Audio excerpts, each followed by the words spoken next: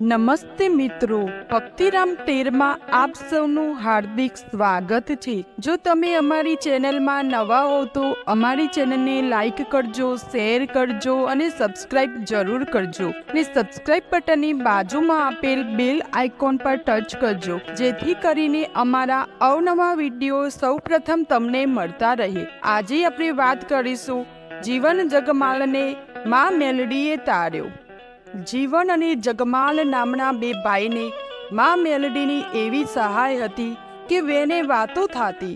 જગમાલ માં મેલડીના નામનો પાવો વગાડતો, 32 રાગ કાઢતો। એ વખતે જીવન વેન વગાડતો અને માં મેલડીના મહિમાનું ગાન કરતો। માં મેલડી મલકાતા મુખે સાંભળતા અને ખમ્મા ખમ્મા કરતા। એક દિવસ જીવન અને જગમાલ બંને ધોળકા ધંધુકાના ટીબે ગયા। ત્યાં એમના માથા પર એક મોટી ચોરીનો આરોપ મુકાયો। એ વખતે રાજાનો જમાનો હતો। તરત જ રાજાએ બંને કડીની જેલમાં કેદી કરી દીધા। એ સમય ત્યાં હેબતરાય મલ્હાવરાવ નામના રાજા રાજ કરતો હતો।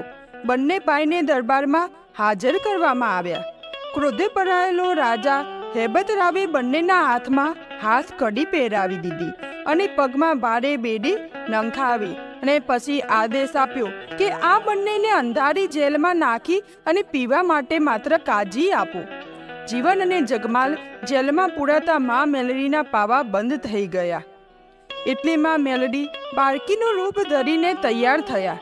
કડી સૈની અંધારી જેલે આવ્યા। ત્યાં આવીને કહ્યું કે જીવન, જગમાલ, બંને બેસી શું રહ્યા છો? ઊભા થાઓ, પાવો વગાડો, વેણુના નાદ કરો।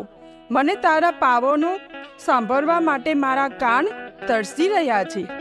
ત્યારે જીવન બોલ્યો કે હે માં મેલડી, અમારા પગમાં મણની બેડીઓનો ભાર છે, હાથમાં હાથ કડી છે અને કાંઈ ખાવા મળ્યું નથી, તેથી અમને ભૂખ્યા ચક્કર ચડે છે। અમે કઈ રીતે વગાડીએ? માં મેલડીએ તરત જ બંનેના માથે હાથ ફેરવ્યો। હાથ ફેરવતા જ ફટાફટ બેડીઓ તૂટી ગઈ। જીવન અને જગમાલ માં મેલડીના પગે પડી ગયા। જેલમાં પાવા વાગ્યા, બેન વાણગી, 32 રાગ રેલાયા। માં મેલડી રંગે રમ્યા અને પછી માં અંતર્ધ્યાન થઈ ગયા। સવાર પડતા જ જેલના સિપાહીઓને જાણ થઈ કે જીવન જગમાલની બેડીઓ તૂટી ગઈ છે। તરત જ બંને રાજાને જાણ કરી અને હેબતરાવની પાસે લાવવામાં આવ્યા। બેડી તૂટેલી જોઈને અતિ ક્રોધિત થયેલો રાજા પગમાં બે મણની બેડી નાખી, ડોકમાં લોખંડની તોક નાખી, બંનેને અવળા હાથે બાંધ્યા, સાથે કાંતી નાખી, જેથી કરીને તેઓ હાલી ચાલી ના શકી। આવી સ્થિતિ થતાં બંને ભાઈ દુખી થઈ ગયા અને માં મેલડીનું સ્મરણ કરવા લાગ્યા। સ્મરણ કરતા જ માં મેલડી દોડી આવી। ક્રોધના આવેશમાં માં મેલડીએ કડીના કોટના મિનારા ગાયબ કરી દીધા। પછી બંને ભાઈના માથે હાથ ફેરવીને બંનેને મુક્ત કરી એમના ઘેર પહોંચાડ્યા અને કહ્યું, પાવા તૈયાર કરો, તારી વેણુનો મને નેડો લાગ્યો છે। માં મેલડીની ઈચ્છા જાણી બંને ભાઈ મૂંઝાઈને બોલ્યા કે માડી, અત્યારે રહેવા દો, રાજાને ખબર પડી જશે। જીવન અને જગમાલની વિનંતી છતાં માં મેલડી હઠ છોડતી નથી। ત્યાં જીવન જગમાલને પાવો વગાડ્યો, વેણુનો નાદ કર્યો। માં મેલડી ઘડીક વાર રંગે રમીને અંતર્ધ્યાન થઈ ગયા। સવાર પડતા જ કડી શહેરમાં હાહાકાર થઈ ગયો। ગઢના મિનારા ગાયબ થઈ ગયા અને જેલમાં ચોર પણ ન રહ્યા। રાજા હેબતરાવ તરત જ દૂતોને મોકલ્યા। દૂતો જઈને જીવન જગમાલને પકડી લાવ્યા। રાજા ત્રાડ પાડતા બોલ્યો, તમે બંને જાદુગર છો, તમે લોખંડની બેડી તોડી છે, મિનારા ગાયબ કર્યા છે, આજે તમારી ચામડી ઉતારીશ। ત્યારે જીવનને જગમાલ બોલ્યા, હે રાજા, આ તો માં મેલડીનો ચમત્કાર છે, એને જ અમને મુક્તિ આપી છે। માં મેલડીનું નામ પડતા જ રાજા હેબતરાવે પ્રમાણ માગ્યું માટે તેલનો મોટો તાવડો મંગાવ્યો। એમાં તેલ બળીને અગ્નિ પ્રગટાવ્યો। તાડ પાડીને કહ્યું કે આ બધું કામણ તમે કર્યું છે, એ વાત માની લો, નહીંતર ઉકળતા તેલમાં નાખી દઈશ। આ સાંભળી બંને ભાઈ મૂંઝાઈને મેલડીનું સ્મરણ કરવા લાગ્યા। હે માં મેલડી, મહેર કરો, નહીંતર આજે જીવ જશે। સ્મરણ કરતા જ માં મેલડી સમડીનું રૂપ લઈને આવ્યા અને ઉકળતા તેલના તાવડા પર છાયા કરી દીધી. આ જોતા જ જીવનને જગમાલમાં હિંમત આવી ગઈ. માં મેલડી એક હાથ તાવડા નીચે રાખ્યો કે તરત જ ઉકળતું તેલ ઠંડુ થઈ ગયું.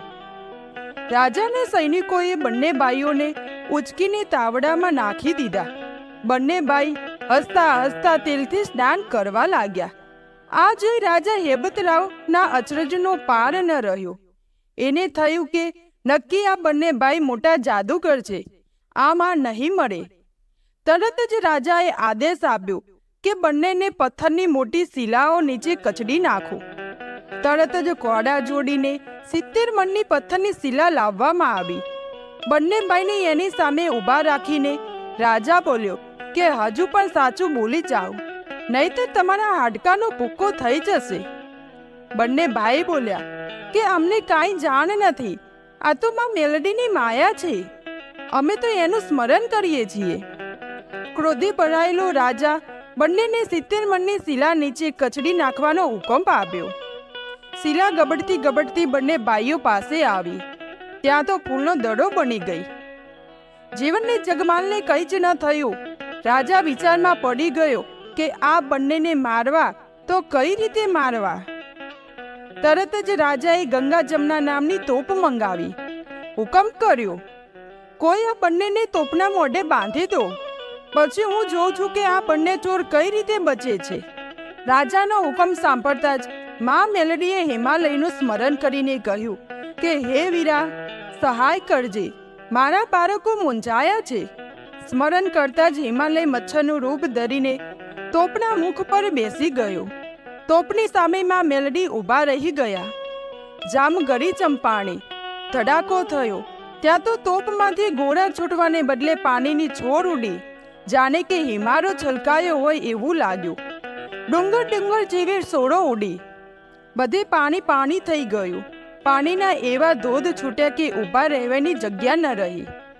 ગભરાઈ ગયેલો રાજા હેબતરાવ જીવન જગમાલની માફી માગવા લાગ્યો.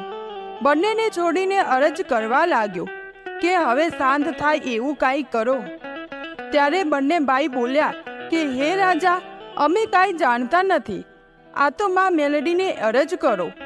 રાજાએ મેલડીનું સ્મરણ કર્યું અને તરત જ માં મેલડી પ્રગટ થઈને કહ્યું કે માગ માગ, હું મેલડી આજ આપવા આવી છું. રાજા હેબતરાવ બોલ્યો કે હે માં મેલડી, ગાયબ થયેલા ગઢના મિનારા બહાર કાઢીને તેના ઉપર વાસ કરો. માં મેલડીએ મિનારા બહાર કાઢ્યા. એ વખતે સૂર્યનો ઉદય થયો. એના પર માં મેલડીએ વાસ કર્યો. આજે આ સ્થાન અતિ પ્રાચીન છે. કડીના કોટવાળી માં મેલડી આજે પણ સૌના કામ કરે છે. સંવંત 1992ના માઘ માસની સુદ એકમને સોમવારની આ વાત છે.